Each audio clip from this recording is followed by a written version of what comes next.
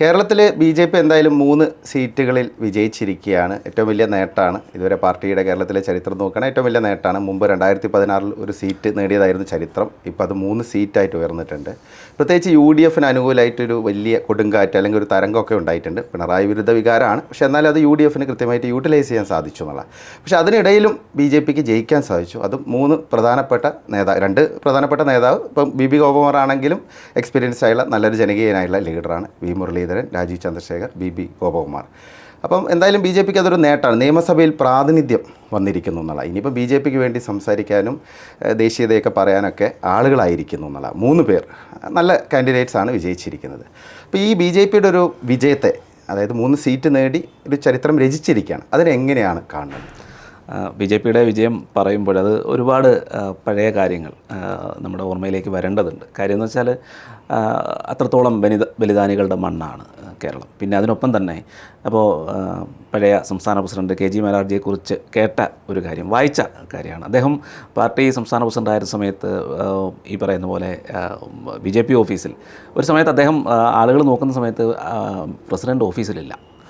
അപ്പോൾ ഇലക്ഷൻ സമയമാണ്, പ്രസിഡന്റ് ഓഫീസിലില്ലാത്തപ്പോൾ എല്ലാവരും അദ്ദേഹം ഇവിടെ പോയി നോക്കുന്ന സമയത്ത് പ്രവർത്തകരോടൊപ്പം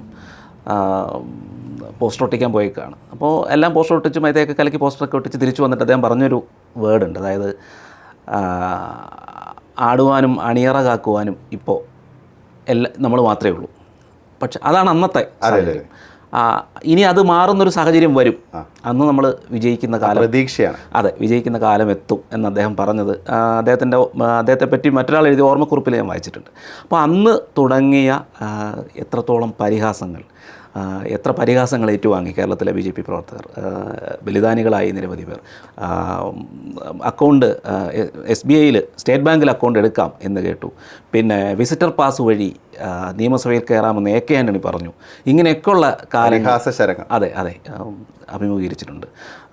ഉണ്ടായിരുന്ന അക്കൗണ്ട് പൂട്ടിക്കുമെന്ന് പറഞ്ഞു. പൂട്ടിച്ചതിൻ്റെ പേരിൽ പലരും ആവേശം അല്ലെങ്കിൽ ഉണ്ടായിരുന്നു. ശിവൻകുട്ടിയൊക്കെ ഇടയ്ക്കിടയ്ക്ക് ഇങ്ങനെ പറയുന്നു, ഓരോ ദിവസം പറയായിരുന്നു. അതെ, പൂട്ടിച്ചത് ഞങ്ങളാണ്. അപ്പോൾ ഇവരൊക്കെ ചിന്തിക്കാത്തൊരു കാര്യമുണ്ട്. അതായത് ഒരു രാഷ്ട്രീയ പാർട്ടിയെ സംബന്ധിച്ചിടത്തോളം അവരുടെ വിജയവും മറ്റു കാര്യങ്ങളും നോക്കുന്നതിന് പകരം ഒരു നെഗറ്റീവ് പൊളിറ്റിക്സ് ഇവർ കളിച്ചു. അതിൻ്റെ ഫലം ഓരോ സമയത്തും ഓരോരുത്തർ അനുഭവിച്ചു. അതായത് നേമത്ത് ബി.ജെ.പിയെ തോൽപ്പിക്കാൻ വേണ്ടി K മുരളീധരൻ ആ സമയത്ത് പോയി നിന്നു, ആൾ തോറ്റുപോയി. അതിനുശേഷം ഇപ്പോൾ മഞ്ചേശ്വരം ഉൾപ്പെടെയുള്ള സ്ഥലങ്ങളിൽ UDFന് അനുകൂലമായി വോട്ട് മറിച്ചു. അത് കാലങ്ങളായിട്ട് ചെയ്യുന്ന പരിപാടിയായിരുന്നു. അപ്പോൾ ഇപ്രാവശ്യം മാറ്റി ചെയ്യാനൊന്നും നടക്കുന്ന കാര്യമല്ല. ഒരുപാട് ചെയ്തുകൊണ്ടിരുന്ന ഒരു കാര്യം മാറ്റി പറയാൻ എളുപ്പമല്ല. അപ്പോൾ കാൻഡിഡേറ്റിനെ മാറ്റിയത് തന്നെ ആദ്യം ശരിക്കും ഷാനവാസ് പാദൂറിനെ നിർത്താനായിരുന്നു മഞ്ചേശ്വരത്ത് പ്ലാൻ. ഇനിയാണ് മാറി ജയന്തലേക്ക്. അതെ, സുരേന്ദ്രൻ ജയിച്ചു പോയാലോ, ബി.ജെ.പി ജയിച്ചു പോയാലോ, ആ ഒരു നെഗറ്റീവ് പൊളിറ്റിക്സ് കളിച്ച് അവസാനം ബി.ജെ.പി വരാതെ നോക്കി അവസാനം പാർട്ടി തന്നെ ഇല്ലാതാകുന്ന അവസ്ഥയിലേക്ക് കാര്യങ്ങൾ മാറി. പിന്നെ മറ്റൊരു കാര്യം, കേരളത്തിൽ ഇത്രയും ശക്തമായി എതിർത്ത് നിൽക്കുന്ന 2 പാർട്ടികൾ, പക്ഷേ ദേശീയ തലത്തിൽ അവരൊന്നാണ്. അതെ. അപ്പോൾ ജനങ്ങൾ ചിന്തിക്കുമ്പോൾ രാഹുൽ ഗാന്ധിയുടെ കൂടെ കൂടുന്നവരാണ് CPM-ഉം കോൺഗ്രസും. എല്ലാവരും രാഹുൽ ഗാന്ധിക്കൊപ്പം വാൾ പൊക്കി നിൽക്കാനും, ഇപ്പോൾ തമിഴ്നാട്ടിലൊക്കെ സ്റ്റാലിനും പിണറായി വിജയനും രാഹുൽ ഗാന്ധി എല്ലാവരും ഓരോ വാളും പൊക്കി നിൽക്കുന്ന ഫോട്ടോ നമ്മൾ കണ്ടിട്ടുണ്ട്. അപ്പോൾ അങ്ങനെ നിൽക്കുമ്പോൾ ജനങ്ങൾക്ക് ഇപ്പോൾ UDF ജയിച്ചാലെന്താ, LDF ജയിച്ചാലെന്താ. അപ്പോൾ ദേശീയ തലത്തിൽ ഒരുമിച്ച് നിൽക്കുകയും പലയിടത്തും കൂട്ടിക്കെട്ട് മുന്നണിയായിട്ട് മത്സരിക്കുകയും ചെയ്തിട്ട് കേരളത്തിൽ ഈ പറയുന്ന അങ്ങോട്ടും ഇങ്ങോട്ടും, അതായത് പ്രത്യേകമായിട്ടുള്ള ഒരു ഇത് മുന്നോട്ട് വെക്കാൻ കഴിയാത്തത് തന്നെ തുടർന്ന് ജനങ്ങൾ ചിന്തിക്കും UDF ജയിച്ചാൽ ഇപ്പോൾ എന്താ. അതെ, ഈ ബി.ജെ.പിയോടുള്ള തൊട്ടുകൂടായ്മ ഉണ്ടല്ലോ, പണ്ട് അങ്ങനെയായിരുന്നല്ലോ, ഇപ്പോഴും ഉണ്ട് അത്. പക്ഷെ അത് മാറി വരുന്നു എന്നുള്ളൊരു പ്രതീതിയല്ലേ ഇപ്പം തുടർച്ചയായിട്ട് ജയിക്കുന്ന കോർപ്പറേഷനിൽ ചരിത്ര വിജയം നേടി തിരുവനന്തപുരം പോലെയുള്ള കേരളത്തിലെ ഏറ്റവും വലിയ നഗരം കോർപ്പറേഷൻ ഭരണം പിടിച്ചു, അതും തലസ്ഥാന നഗരി. ഇപ്പോൾ അതിനുശേഷം അതിൻ്റെ ഒരു ഇമ്പാക്റ്റ് നമുക്ക് തിരുവനന്തപുരം ജില്ലയിൽ കാണാൻ സാധിച്ചു. കാരണം തിരുവനന്തപുരം നഗര പ്രദേശത്ത് തന്നെ 2 മണ്ഡലങ്ങളിൽ വിജയിക്കാൻ സാധിച്ചു, മുരളീധരനാണെങ്കിലും പിന്നെ രാജീവ് ചന്ദ്രശേഖർ ആണെങ്കിലും. അപ്പോൾ അത് കാണിക്കുന്നത് ബി.ജെ.പിയോട് ജനങ്ങൾക്കിപ്പോൾ പഴയ പോലെ വലിയ അസ്പർശതയൊന്നും ഇല്ല, നേതാക്കൾക്കും ഇല്ല എന്നുള്ളൊരു സാഹചര്യത്തിലേക്ക്. അതായത് ഇപ്പോൾ ഒരുപാട് നേതാക്കൾ മറ്റ് പാർട്ടികളിൽ നിന്നൊക്കെ വരുന്നുണ്ട് ബി.ജെ.പിയിലേക്ക്. ഇപ്പോൾ തെരഞ്ഞെടുപ്പിന് മുമ്പ് നമ്മൾ കണ്ടു, ഇനിയും അത് തുടരും എന്നുള്ള കാര്യത്തിൽ സംശയമില്ല. അതൊരു വലിയ മാറ്റമല്ലേ? തീർച്ചയായിട്ടും വലിയൊരു മാറ്റം. അതിനൊപ്പം തന്നെ നമ്മൾ ഈ ഒരു വിജയം വിശകലനം ചെയ്ത് നോക്കുമ്പോൾ 2-3 കാര്യങ്ങൾ നമ്മൾ മനസ്സിലാക്കേണ്ടതുണ്ട്. അതായത് വലിയ സംസ്ഥാന നേതാവൊന്നും ആകണമെന്നില്ല ജയിക്കണമെങ്കിൽ.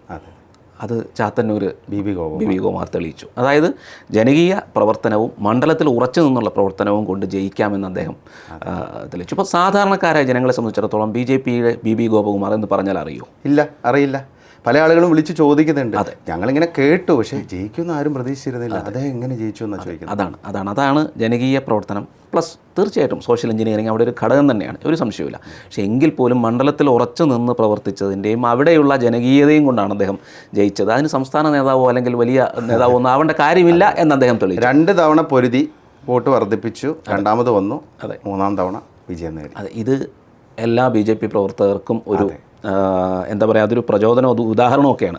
കാര്യം വെച്ചാൽ അവനവൻ്റെ മണ്ഡലത്തിൽ പ്രവർത്തിച്ച് ജനകീയമായി ഇടപെട്ട് എല്ലാ കാര്യങ്ങൾക്കും ജനങ്ങൾക്കൊപ്പം നിന്നാൽ വലിയ നേതാവൊന്നും ആകണ്ട, ജയിക്കാൻ കഴിയും എന്നുള്ളതിൻ്റെ ഒരു ഉദാഹരണമാണ്. ദേശീയ തലത്തിൽ തന്നെ ഒരുപാട് ഉദാഹരണങ്ങളുണ്ട്. അപ്പോൾ ബംഗാളിൽ BJP വിജയിച്ച അങ്ങനെയാണല്ലോ. അപ്പോൾ അതേ രീതിയിൽ പല നേതാക്കളും, ഇപ്പോൾ BJPയുടെ പല പ്രമുഖ നേതാക്കൾക്കും ഓരോ തെരഞ്ഞെടുപ്പ് ഓരോ മണ്ഡലങ്ങൾ മത്സരിക്കുന്നൊരു സിനാരിയോ ഉണ്ട്. എല്ലാവരും അല്ല, ചില ആളുകൾ. പക്ഷേ ഇപ്പോൾ കുറച്ച് മാറ്റം വന്നിട്ടുണ്ട്. ഇപ്പോൾ മുരളീധരൻ തുടർച്ചയായിട്ട് മേഖലയിലാണ് നിൽക്കുന്നത്. അപ്പോൾ അങ്ങനെയുള്ള മാറ്റങ്ങൾ കാണുന്നുണ്ട്. അപ്പോൾ അതൊരു പ്ലാനായിട്ട് BJP മുന്നോട്ട് കൊണ്ടുപോവുകയാണെങ്കിൽ അതിൻ്റെ ഒരു റിസൾട്ട് നെക്സ്റ്റ് ഇലക്ഷൻസിലൊക്കെ ഉണ്ട്. തീർച്ചയായിട്ടും. അത് മാത്രമല്ല കഴക്കൂട്ടത്തെ സംബന്ധിച്ചിടത്തോളം ഓൾറെഡി RSSൻ്റെ ഒരു ഏരിയയാണ്. അത്യാവശ്യം നല്ല സംഘടനാ വർക്ക് നടക്കുന്ന സ്ഥലങ്ങളാണ് കഴക്കൂട്ടം മണ്ഡലത്തിലെ വിവിധ സ്ഥലങ്ങൾ. അതിനൊപ്പം തന്നെ വി മുരളീധരൻ കാലങ്ങളായിട്ട് അവിടെ പ്രവർത്തിക്കുന്നുണ്ട്. ഇപ്പോൾ പലരും സോഷ്യൽ മീഡിയയിൽ പോസ്റ്റ് ഇടുന്നുണ്ട് ഈ പുറത്തുനിന്ന് വന്ന ഒരാൾ എങ്ങനെ അവിടെ ജയിച്ചു എന്നൊക്കെ. സത്യത്തിൽ അത് വി മുരളീധരൻ്റെ വർക്കിനെ കുറിച്ച് അറിയാത്തത് കൊണ്ടാണ്. അത് ഈ പറയുന്ന പോലെ ഇടയ്ക്ക് ലോക്സഭാ തെരഞ്ഞെടുപ്പിൽ അദ്ദേഹവുമായി ഒരു ഇൻ്റർവ്യൂ ചെയ്യേണ്ട ഒരു സാഹചര്യം ഉണ്ടായി. ആ സമയത്ത് അദ്ദേഹം പറഞ്ഞ പല കാര്യങ്ങളും ആദ്യത്തെ അറിവായിരുന്നു. ഇങ്ങനെയൊക്കെ ഇദ്ദേഹം ചെയ്തിരുന്നോ എന്നുള്ളത് അദ്ദേഹം എവിടെയും പറഞ്ഞിട്ടില്ല. അദ്ദേഹത്തിന് വേണ്ടി ആരും പറഞ്ഞിട്ടുമില്ല. അതാണ് ഏറ്റവും വലിയ ഒരു തമാശ എന്ന് പറയുന്നത്. അദ്ദേഹത്തിന് വേണ്ടി ഇതൊന്നും ആരും പറഞ്ഞില്ല. അദ്ദേഹം ചെയ്ത കാര്യങ്ങൾ പലതും കേട്ടിട്ട് ഇത്രയും കാര്യങ്ങൾ അവിടെ താഴെത്തട്ടിൽ അദ്ദേഹം ചെയ്തു എന്നുള്ളത് ഒരു അത്ഭുതമായിരുന്നു. കഠിനാധ്വാനത്തിൻ്റെ തീർച്ചയായും കഠിനാധ്വാനത്തിൻ്റെ വിജയം തന്നെയാണ്. ഈ പറയുന്ന പോലെ പെട്ടെന്നൊരാൾ ഇറങ്ങി വന്ന് ജയിക്കുമെന്നും ആയിരുന്നു. അതെ, തീർച്ചയായിട്ടും താഴെത്തട്ടിൽ നല്ല പ്രവർത്തനങ്ങൾ, അത് പല രീതിയിൽ, അത് കൃഷി, അങ്ങനെ കാർഷിക ഗ്രൂപ്പുകൾ അങ്ങനെയൊക്കെ ഉണ്ടാക്കിയിട്ടുണ്ട്. അതൊന്നും പലർക്കും അറിയില്ല. അങ്ങനെയുള്ള സന്നദ്ധ സംഘടന വഴിയുള്ള പ്രവർത്തനങ്ങൾ അദ്ദേഹം നിരന്തരം അവിടെ നടത്തിയിട്ടുണ്ട്. അതിനൊപ്പം തന്നെ നമ്മളെല്ലാവരും പറയുന്നൊരു കാര്യമായിരുന്നു, അദ്ദേഹം വിദേശകാര്യത്തിൻ്റെ ചുമതലയുള്ള സമയത്ത് ഈ പറയുന്നത് പോലെ പ്രവർത്തിച്ചിട്ടില്ല എന്നൊക്കെയുള്ളൊരു പരാമർശങ്ങളൊക്കെ ഉണ്ടായിരുന്നു. പക്ഷേ അതിലും അദ്ദേഹത്തിൻ്റെ പല മറുപടികളും കേട്ടപ്പോൾ ഒരുപാട് കാര്യങ്ങൾ അദ്ദേഹം ചെയ്തിട്ടുണ്ട്. പക്ഷേ ഇതാരും അറിഞ്ഞു. പബ്ലിസിറ്റി കുറവാണ്. ഇല്ല, പബ്ലിസിറ്റിക്ക് അദ്ദേഹത്തിന് താല്പര്യവുമില്ല. അദ്ദേഹത്തോട് ചോദിച്ച സമയത്ത് ഇതൊന്നും അങ്ങനെ ഇതൊക്കെ നമ്മൾ ചെയ്യേണ്ട കാര്യങ്ങൾ, ഇതൊക്കെ ഇത്ര പറഞ്ഞു നടക്കാൻ എന്താ, ഇങ്ങനെ തന്നെയാണ് മറുപടി പറഞ്ഞത്. അപ്പോൾ നമ്മൾ മനസ്സിൽ വിചാരിക്കും ഇങ്ങനെ പറഞ്ഞാൽ എങ്ങനെയാണ് വോട്ട് കിട്ടുക? കാര്യം ജനങ്ങൾ എന്ന് പറയുന്ന അറിഞ്ഞല്ലേ വോട്ട് ചെയ്യുള്ളൂ. റീൽസിൻ്റെ രാഷ്ട്രീയം നിറഞ്ഞ ഒരു കാലഘട്ടമാണ്. അദ്ദേഹത്തിൻ്റെ ഒരു സ്വഭാവം അങ്ങനെയാണ്. പക്ഷേ തീർച്ചയായിട്ടും താഴെത്തട്ടിലുള്ള പ്രവർത്തനം കൊണ്ടാണ് ഈ ഒരു വിജയം സാധ്യമായത്. അതിനൊപ്പം തന്നെ നേരത്തെ നമ്മൾ പറഞ്ഞ പോലെ ഈ പറയുന്ന ചെയ്ത കാര്യങ്ങൾ കുറച്ചുകൂടി ജനങ്ങളിൽ എത്തിയിരുന്നെങ്കിൽ അദ്ദേഹം വൻ ഭൂരിപക്ഷത്തിൽ ജയിച്ചേനെ. അതാണ് അവിടുത്തെ അദ്ദേഹത്തിൻ്റെ പ്രവർത്തനം. നിയമത്തെ സംബന്ധിച്ചിടത്തോളം നിയമം ആരോ പറഞ്ഞ പോലെ കേരളത്തിലെ ഗുജറാത്തായി, ഇനിയിപ്പോൾ കേരളത്തിൽ ബംഗാൾ എന്ന് പറയേണ്ടി വരും. ബംഗാൾ ഗുജറാത്തിനേക്കാൾ കാവിക്കോട്ടയിൽ മാറി. അതെ, അങ്ങനെ കേരളത്തിലെ ഇതായിട്ട് അറിയപ്പെടുന്നൊരു സ്ഥലമാണ്. മാത്രമല്ല രാജീവ് ചന്ദ്രശേഖർ അദ്ദേഹത്തിൻ്റെ ആ ഒരു ഇമേജ്, അദ്ദേഹത്തിന് ടെക്നോക്രാറ്റ് എന്നുള്ള നിലയിൽ പിന്നെ വികസനം കൊണ്ടുവരുമെന്നുള്ള പ്രതീക്ഷ, അതൊരു വലിയ ഘടകമാണ്. പോസിറ്റീവ് പൊളിറ്റിക്സ് ആയിരുന്നു. തീർച്ചയായിട്ടും പോസിറ്റീവ് പൊളിറ്റിക്സ്. പിന്നെ നിയമത്തെ സംഘടനാ സംവിധാനം, അത് എണ്ണയിട്ട യന്ത്രം പോലെ പ്രവർത്തിച്ചിട്ടുണ്ട്. ആദ്യ സമയത്തൊക്കെ വലിയ ഒരു ഇതിലേക്ക് പോയില്ലെങ്കിലും പിന്നെ വലിയ വർക്കായിരുന്നു അവിടെ നടന്നത്, വലിയ സംഘടനാ വർക്ക് അവിടെ നടന്നിട്ടുണ്ട്. അതിൻ്റെ പിന്നെ അദ്ദേഹത്തിന് കിട്ടിയ വ്യക്തിപരമായ വോട്ടുകളും, അദ്ദേഹത്തെ പോലൊരാൾ കേന്ദ്രമന്ത്രിയായിരുന്ന, ഇത്രത്തോളം പ്രധാനമന്ത്രിയൊക്കെ അടുപ്പമുള്ള, മാത്രമല്ല ഒരു ടെക്നോക്രാറ്റ് എന്ന നിലയിൽ വലിയ കാര്യങ്ങൾ ചെയ്തിട്ടുള്ള ഒരാൾ, ചെറിയ വോട്ട് നന്നായിട്ട് കിട്ടി. തീർച്ചയായിട്ടും ചെറിയ പ്രായത്തിൽ തന്നെ ഇന്റൽ പോലുള്ളൊരു സ്ഥലത്ത് ജോലി ചെയ്ത, അങ്ങനെ വളരെ ചെറിയ പ്രായത്തിൽ തന്നെ അദ്ദേഹം കമ്പനി തുടങ്ങി, അങ്ങനെ അതൊന്നുമല്ല. തീർച്ചയായിട്ടും അങ്ങനെ ഒരു അതിൻ്റെ ഒരു ഗുണം നേമത്ത് ഉണ്ടായി. പ്ലസ് സംഘടന, നേമത്തെ കോട്ട എന്നുള്ളത്. ഈ നമ്മൾ ശ്രദ്ധിക്കേണ്ട ഒരു കാര്യം എന്ന് വെച്ചാൽ കോട്ട കെട്ടുക എന്നുള്ളതാണ് പോയിന്റ്. ഏത് പിന്നെ തരംഗം വന്നാലും, UDF LDF ഏത് തരംഗം വന്നാലും ജയിക്കാൻ കഴിയുന്ന കോട്ടകൾ നമ്മൾ ഉണ്ടാക്കണം എന്നുള്ളതാണ് അപ്പോൾ അത് കാണിക്കുന്നത്. അത് നിയമവും കഴക്കൂട്ടവും കാണിച്ചു, ജനകീയതയും മറ്റ് സംഘടനാ സംവിധാനവും കൊണ്ട് ചാത്തന്നൂർ. അപ്പോൾ നമ്മളിപ്പോൾ പോസിറ്റിവിറ്റി പറഞ്ഞു. പക്ഷേ എന്നാൽ പോലും പൊതുവേ BJP ഇത്തവണ ഒരു 30-35 മണ്ഡലങ്ങളിൽ ഒരു ത്രികോണ പോരാട്ടം കാഴ്ചവെച്ചിട്ടുണ്ട്. അതിപ്പം പല വോട്ട് ആ രീതിയിൽ വന്നിട്ടുണ്ടോ എന്നുള്ളത് സംശയമാണ് ചില മണ്ഡലങ്ങളിലൊക്കെ. പക്ഷേ എന്നാൽ പോലും മൊത്തത്തിലൊരു ത്രികോണ പോരാട്ടം, അതായത് ഒരു ബൈപ്പോളർ എന്നുള്ള ആ സംഭവത്തിൽ നിന്നൊരു ട്രൈപോളറായിട്ട് കേരള രാഷ്ട്രീയം എല്ലാം മാറുന്നുണ്ട്. അതിൻ്റെ കുറേ ശ്രമങ്ങൾ BJPയുടെ ഭാഗത്ത് നിന്നുണ്ടായിട്ടുണ്ട്. അപ്പോൾ അത് കുറച്ച് ഭാഗികമായി വിജയിച്ചു എന്ന് പറയാം. എന്നാലും ഇപ്പോൾ 6 മണ്ഡലങ്ങളാണ് 2ാം സ്ഥാനത്ത് വന്നിരിക്കുന്നത്. ഇപ്പം പലയിടങ്ങളിലും വോട്ട് കുറഞ്ഞിട്ടുണ്ട്. പ്രത്യേകിച്ച് മലബാർ മേഖലയിൽ പ്രതീക്ഷിച്ചൊരു മുന്നേറ്റം ഉണ്ടാക്കാൻ പറ്റും. കോഴിക്കോട് നല്ല മാറ്റമാണ് ഉണ്ടായിരിക്കുന്നത്. കോഴിക്കോട് നോർത്തിലൊക്കെ ഏതാണ്ട് 40,000-നടുത്ത് വോട്ട് നവ്യ ഹരിദാസ് പിടിച്ചു. വേപ്പൂര് 26,000 വോട്ട് പിടിച്ചു. കുന്നമംഗലത്ത് 30,000-ത്തിലധികം വോട്ടുണ്ട്. അപ്പോൾ അവിടെ നല്ലൊരു മാറ്റം കാണുന്നുണ്ട്. പക്ഷേ എന്നാൽ പോലും പൊതുവേ മലബാറിലെ ഇപ്പം ഉത്തര മലബാറിലേക്ക് പല പ്രദേശങ്ങളിൽ വേണ്ടത്ര രീതിയിൽ വോട്ട് വർദ്ധിപ്പിക്കാൻ സാധിച്ചില്ല. മധ്യ കേരളത്തിലും ഇപ്പോൾ 2020 ആയിട്ടുള്ള ആ ഒരു സഖ്യം പാളി എന്ന് പറയേണ്ടി വരും. കാരണം അത് എഫക്റ്റീവ് ആയിട്ടില്ല. അത് എനിക്ക് തോന്നുന്ന ഇലക്ഷന് തൊട്ട് മുന്നേ ഉണ്ടായ ഒരു സഖ്യം, അതായത് ഏച്ച് കിട്ടിയ മഴിച്ചിരിക്കുന്ന അവസ്ഥയിലേക്ക് പോയി എന്നുള്ളത് സത്യമാണ്. കാര്യം അതൊരു യോജിച്ച് പ്രവർത്തിക്കാൻ കഴിഞ്ഞില്ല, സമയം ഉണ്ടായിരുന്നില്ല. പക്ഷേ എങ്കിലും ഈ പറയുന്ന പോലെ കേരളം മുഴുവൻ ഒരു വലിയ ത്രികോണ പോരാട്ടം കൊണ്ടുവരാൻ ഇലക്ഷൻ്റെ റിസൾട്ട് നോക്കുമ്പോൾ BJP കഴിഞ്ഞിട്ടില്ല എന്ന് പറയുന്നത് കാര്യം. 6 മണ്ഡലങ്ങളിൽ മാത്രമാണ് 2ാം സ്ഥാനത്ത് വന്നിരിക്കുന്നത്. പിന്നെ വളരെ ചെറിയ മാർജിനിൽ 1-2 മണ്ഡലങ്ങളിലാണെന്ന് തോന്നുന്നു 3ാം സ്ഥാനത്ത്. അതെ അതെ. അപ്പോൾ മൂന്നാമതല്ല നിൽക്കേണ്ടിരുന്നത്. അതെ, ജയിക്കേണ്ട മണ്ഡലമായിരുന്നു. അപ്പോൾ ഇങ്ങനെയുള്ള ചില കാര്യങ്ങൾ ശ്രദ്ധിക്കുകയാണെങ്കിൽ, മാത്രമല്ല ഏതെങ്കിലും കുറച്ച് മണ്ഡലങ്ങൾ മാത്രം ശ്രദ്ധിക്കുന്നതിനപ്പുറത്തേക്ക് എല്ലാ മണ്ഡലങ്ങളിലും ഇപ്പോൾ ചാത്തന്നൂർ ഈ ഒരു വോട്ട് ബാങ്ക് ഉണ്ടാക്കിയതാണല്ലോ ഇപ്പോൾ ജയിക്കാൻ കാരണമായത്. അപ്പോൾ ആ രീതിയിൽ ഇപ്പോൾ ജനങ്ങൾ നോക്കുമ്പോൾ 10,000 കിട്ടിയിടത്ത് എങ്ങനെയാണ് 50,000 വാങ്ങി ജയിക്കുക? സ്വാഭാവികമായിട്ട് ജനങ്ങൾ ചിന്തിക്കില്ല, ഇവർ ജയിക്കുമൊന്നുമില്ല, അങ്ങനെയല്ലേ ചിന്തിക്കുള്ളൂ. അതൊരു പോയിന്റാണ്. കാരണം ജയിക്കുമെന്നുള്ളൊരു ഫീല് വരികയാണ്. BJP എന്ന് പറയുന്ന പൊളിറ്റിക്കൽ പാർട്ടി ജയിക്കാനാണ് മത്സരിക്കുന്നത് എന്നുള്ള ആ ഒരു പ്രതീതി സൃഷ്ടിക്കുകയാണെങ്കിൽ അവിടെയൊക്കെ റിസൾട്ട് ഉണ്ടാവും. തിരുവനന്തപുരം കോർപ്പറേഷനിൽ BJP വിജയിച്ചതിൻ്റെ ഒരു പ്രധാന കാരണം അതാണ്. ഒരു ബദൽ എന്നുള്ള രീതിയിൽ ഇടത് ദുർഭരണത്തിനെതിരെ BJP ഒരു ബദലായിട്ട് രംഗത്ത് വന്നു, അവർ ജയിക്കും എന്നുള്ളൊരു ഫീൽ ഉണ്ടാക്കി.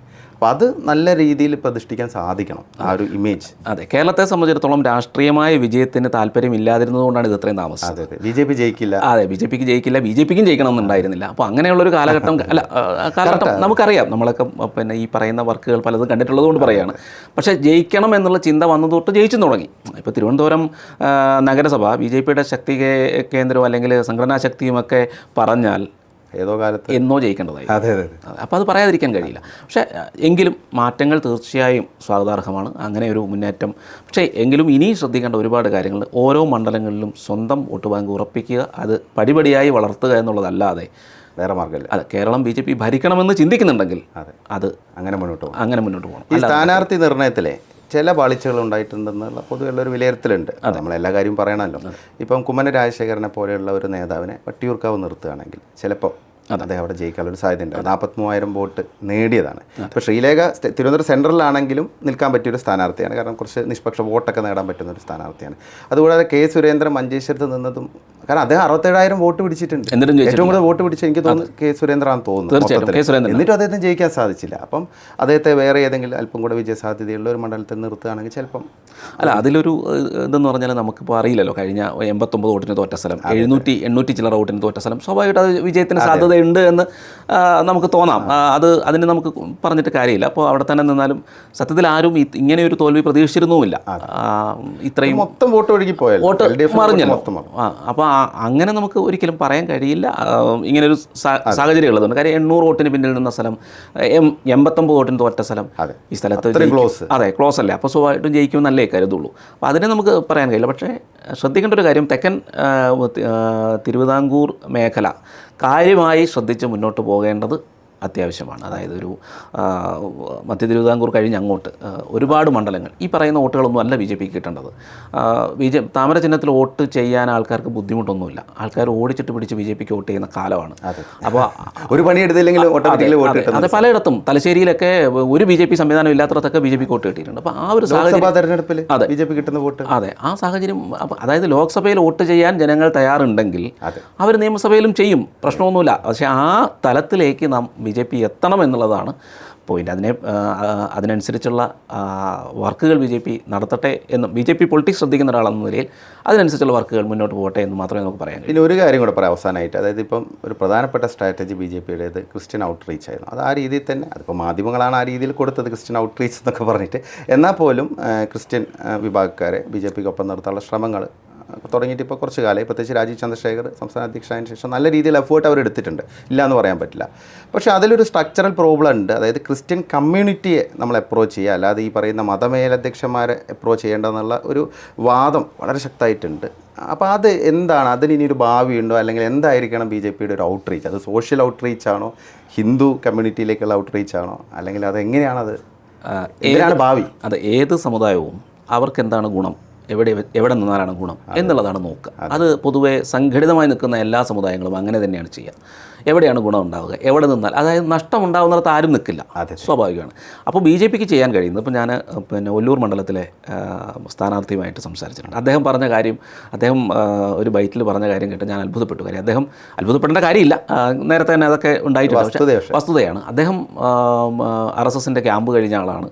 ആ ക്യാമ്പിൽ വർഷങ്ങൾക്ക് മുന്നേ, അപ്പോൾ ഒരുപാട് ക്രിസ്ത്യാനികൾ BJP അല്ലെങ്കിൽ RSSലൊക്കെ പണ്ട് തൊട്ടേ പ്രവർത്തിച്ചു. സോഷ്യൽ മീഡിയയിലൊക്കെ കമൻറ്റ് നോക്കും. തീർച്ചയായിട്ടും ഇപ്പോൾ പലയിടത്തും സംഘടനാ ചുമതലകൾ ക്രിസ്ത്യാനികൾ വഹിക്കുന്നുണ്ട്. അപ്പോൾ ക്രിസ്ത്യാനികളെ സംബന്ധിച്ചിടത്തോളം ഒരു ദേശീയ പൊളിറ്റിക്സിനോട് ചേർന്ന് നിൽക്കുക അവർക്ക് ബുദ്ധിമുട്ടുള്ള കാര്യം. ഐഡിയോളജിക്കലായിട്ടുള്ള ക്ലാരിറ്റി ഉണ്ട്. ഒരു നാഷണലിസത്തിന് വേണ്ടി കൂടെ നിൽക്കുന്ന ക്രിസ്ത്യാനികൾ ഇഷ്ടം പോലെ കേരളത്തിലുണ്ട്. അപ്പോൾ അവരെ വിശ്വാസത്തിലെടുത്ത് മുന്നോട്ട് പോവുക എന്നുള്ളതാണ് BJPയെ സംബന്ധിച്ചിടത്തോളം കരണീയമെന്നാണ് തോന്നുന്നത്. കാര്യം ഒരുപാട് പേര് ദേശീയ രാഷ്ട്രീയത്തിനൊപ്പം നിൽക്കുന്ന, നാഷണലിസത്തിനൊപ്പം നിൽക്കുന്ന, ആ ഒരു വികാരത്തോടെ പ്രവർത്തിക്കുന്ന ഒരുപാട് പേരുണ്ട്. അങ്ങനെയുള്ളവരെ കൂടെ നിർത്തി മുന്നോട്ട് പോവുക എന്നുള്ളതായിരിക്കും നല്ലത്. കാര്യം മറ്റ് സാമുദായിക മേലധ്യക്ഷന്മാർ ചിന്തിക്കുന്നത് അവർക്ക് എന്ത് കിട്ടും, അല്ലെങ്കിൽ സ്വാഭാവികമാണ്, നമ്മളതിനെ കുറ്റം പറഞ്ഞിട്ട് കാര്യമൊന്നും, അവരുടെ താല്പര്യങ്ങളാണ്. അപ്പോൾ അങ്ങനെ ചെയ്യുമ്പോൾ BJPയുടെ കൂടെ നിന്നാണ് എന്താണ് ഇപ്പോൾ കേരളത്തിലുടനെ ലഭിക്കാൻ പോവുക?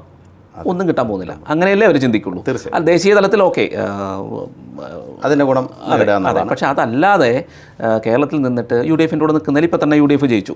UDFൻ്റെ കൂടെ നിന്നതിൻ്റെ ഫലം അവർക്ക് കിട്ടുമല്ലോ, അതിനാണല്ലോ നിൽക്കുന്നത്. ബാർഗൈനിങ് പവർ ഉണ്ടാവും. തീർച്ചയായിട്ടും അവർ പവർ ഉണ്ട്. മാത്രമല്ല ക്രിസ്ത്യൻസിനെ സംബന്ധിച്ചിടത്തോളം, അല്ലെങ്കിൽ ക്രിസ്ത്യൻ ഇതിലെ സംബന്ധിച്ചിടത്തോളം നേതാക്കന്മാരിപ്പോൾ കോൺഗ്രസിൽ കുറവാണ്. ഉമ്മൻചാണ്ടി, AK ആൻ്റണി അവരൊക്കെ ഒരു കാലം കഴിഞ്ഞു. ഉമ്മൻചാണ്ടി അങ്ങനെ നേതൃദാരിദ്ര്യം മൊത്തത്തിൽ നേരിടുന്നുണ്ട്. അതെ, അത് മാത്രമല്ല കേരളത്തിൽ മറ്റൊരു കാര്യം, ഈ പറയുന്ന പോലെ ഇടയ്ക്ക് വന്ന കുന്തിരിക്കം സ്റ്റേറ്റ്മെൻറ്റ്, കുന്തിരിക്കം വീട്ടിൽ വാങ്ങിച്ചു. അപ്പോൾ അതെ, അവിലും മലരും എല്ലാവരും സഹിച്ചു. കാര്യം അവിലും മലരും, അതായത് RSSുമായിട്ടുള്ള സംഘർഷമാണല്ലോ. RSSൻ്റെ ഹിന്ദുക്കളാകുമ്പോൾ കുഴപ്പമില്ലാതെ, പക്ഷേ ഈ കുന്തിരിക്കം ഒരുപാട് പേരെ ഞെട്ടിച്ചു. കാര്യം എന്തുകൊണ്ട് എന്തുകൊണ്ട് പോപ്പുലർ ഫ്രണ്ട് കുന്തിരിക്കം പറഞ്ഞു? കാര്യം ആരെ ഉപദ്രവിക്കാതെ നിൽക്കുന്ന ഒരു സമൂഹത്തെ കുന്തിരിക്കം പറയേണ്ട ഒരു കാര്യം ഉണ്ടായിരുന്നില്ല. അപ്പോൾ അതിൽ നിന്ന് ആ ഒരു അപായ സൂചന അവർ പല ആളുകൾക്കും ലഭിച്ചു. അതെ, കിട്ടിയിട്ടുണ്ട്. ഇന്നും ഉണ്ട്. ഇന്നിപ്പോൾ UDFന് വോട്ട് ചെയ്ത പലർക്കും ആ അപായ സൂചന മനസ്സിലുണ്ട്.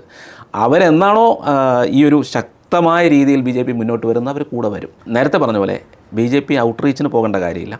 BJP സംഘടനാ ശക്തിയിലും വോട്ടിങ്ങിലും വിജയിക്കുന്ന മണ്ഡലങ്ങളുടെ എണ്ണത്തിലും റീച്ച് ഉണ്ടാക്കിയാൽ മാത്രം മതി. ഔട്ട്റീച്ച് താനെ വന്നോളും. അതിന് ശ്രമിക്കുകയാണ് ഇരിക്കും നല്ലത്. അല്ലെന്നുണ്ടെങ്കിൽ കൂടെ നിൽക്കുന്നവർ ചിലപ്പോൾ പലപ്പോഴും വിമർശനങ്ങൾ ഒരുപാടുണ്ടായി. ഈ ഛത്തീസ്ഗഡ് വിഷയത്തിലൊക്കെ വിമർശനങ്ങൾ ഒരുപാടുണ്ടായി. അപ്പോൾ അങ്ങനെയൊക്കെയുള്ള സാഹചര്യങ്ങളിൽ എന്ന് വെച്ച് ഈ തെരഞ്ഞെടുപ്പിൽ ക്രിസ്ത്യൻസ് വോട്ട് ചെയ്തിട്ടില്ല എന്ന് പറയാൻ കഴിയില്ല. തിരുവല്ലയിലോ അല്ലെങ്കിൽ പാലായിലോ ഒക്കെ വോട്ട് ചെയ്തിട്ടുണ്ട് എന്തായാലും. മാത്രമല്ല അതെ, വളരെ ശക്തമായി BJPക്കൊപ്പം നിലനിൽക്കുന്ന ഒരുപാട് ക്രിസ്ത്യാനികൾ ഇന്ന് പലയിടത്തും സോഷ്യൽ മീഡിയയിൽ ഉൾപ്പെടെ കാണാൻ കഴിയും. അപ്പോൾ അതുകൊണ്ട് അത് BJPയെ സംബന്ധിച്ചിടത്തോളം നഷ്ടമൊന്നുമല്ല. പക്ഷേ ആരെയാണോ കാണേണ്ടത്, ആരെയാണോ കൂടെ നിർത്തേണ്ടതെന്ന് ചിന്തിച്ച് മുന്നോട്ട് പോകണം എന്നുള്ളതായിരിക്കും ഒരു സാധാരണ എന്നുള്ള നിലയിൽ നമ്മുടെ ഒരു അഭിപ്രായമായിട്ട് വരുന്നത്. തീർച്ചയായും വളരെ പ്രസക്തമായൊരു നിരീക്ഷണം തന്നെയാണ്. എന്തായാലും 3 സീറ്റാണ് ഇപ്പം BJP നേടിയിരിക്കുന്നത്. ഈ 3 അത്ര മോശം നമ്പറല്ല. തീർച്ചയായിട്ടും ബംഗാളിൽ 2016 3 സീറ്റ് നേടി, പിന്നീട് 77 ഇപ്പോൾ 200 കടന്ന് ഭരണം പിടിച്ചിരിക്കാം. എന്തായാലും നമുക്ക് വളരെ പോസിറ്റീവായി തന്നെ അതിനെ കാണാം. അതെ.